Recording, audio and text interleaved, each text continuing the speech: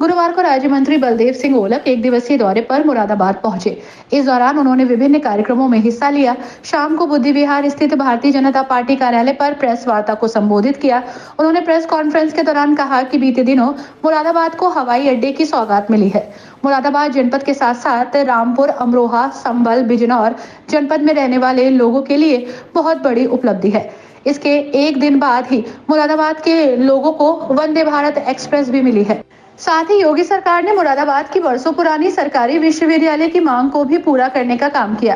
राज्य मंत्री ने आगे कहा कि केंद्र और प्रदेश सरकार ने सबका साथ, सबका विकास, सबका विश्वास और सबका प्रयास की भावना से कार्य करते हुए समाज के प्रत्येक वर्ग के लिए कार्य किया।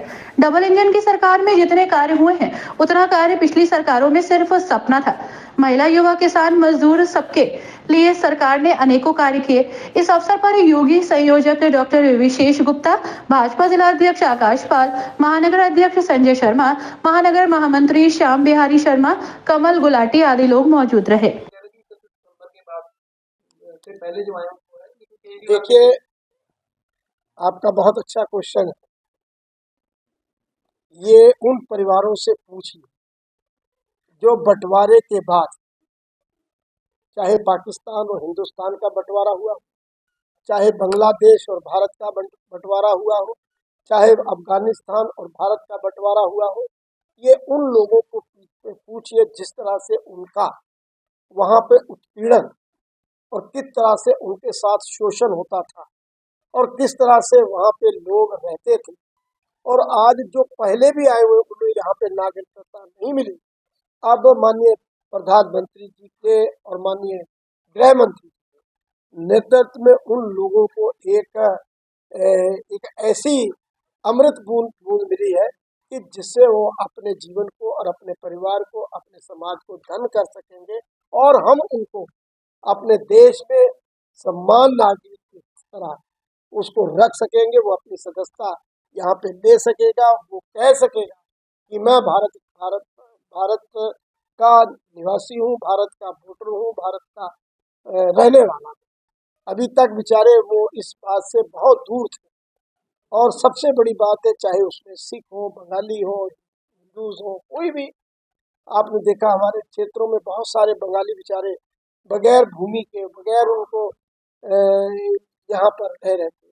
बहुत सारे सिख यहाँ पर आ रहे थे और बहुत सारे सिखों को आपने देखा किस तरह से माननीय प्रधानमंत्री जी ने वहाँ के हमारे गुरु के ग्रंथ साहब सेफ नहीं थे। आदमी तो सेफ होना अलग बात है। कई गुरुद्वारों से माननीय प्रधानमंत्री ने हमारे गुरु ग्रंथ साहब के स्वरूप अपनी इंडिया में वहाँ के गुरुद्वारों में रखने का काम किया है। ये तो एक बहुत ऐतिहासिक और जो लोगों की एक बहुत समय से मांग थी और किसी की हिम्मत नहीं थी कि ये इतना बड़ा निर्णय ले लेते। वो माननीय मोदी जी की हिम्मत है, माननीय अमित शाह जी की हिम्मत है। देखिए, कुछ विपक्ष के लोगों को सिर्फ मुसलमानों तक ही देखने तक सीमित है। उन्हें पूरे समाज को देखना चाहिए। खाली मुसलमान इस देश में नहीं है, इस देश में मुसलमान भी है, इस मुसलमान में हिंदू भी है, इस मुसलमान सिख भी है, मुसलमान इस देश में ईसाई भी है। हर वर्ग के लोग यहाँ पर, और उनके नजरिए से आप देखें तो आपको लगेगा कि उनको आज हम लोगों को 2047 में आज़ादी मिल गई थी, उनको आज आज़ादी। भाई, आज़ादी का मतलब जिसको वोटर राइट हो, जिसको जीने का हक हो, जिसको लेने का हक हो, जिसको आइडेंटिटी हो, अगर उसको हक मिला है तो उसके लिए आज ही वो सवेरा हुआ। तो ऐसी बात नहीं सोचनी चाहिए विपक्ष वालों को। और वो ये कोई किसी धर्म से रिलेटेड नहीं, ये हमारे लोग हैं और हम इस देश में उनको यहाँ पर अनुमति हमारी सरकार ने दी है और अपना यहाँ पर रहने का उनको गौरव प्राप्त हुआ है। ये मैं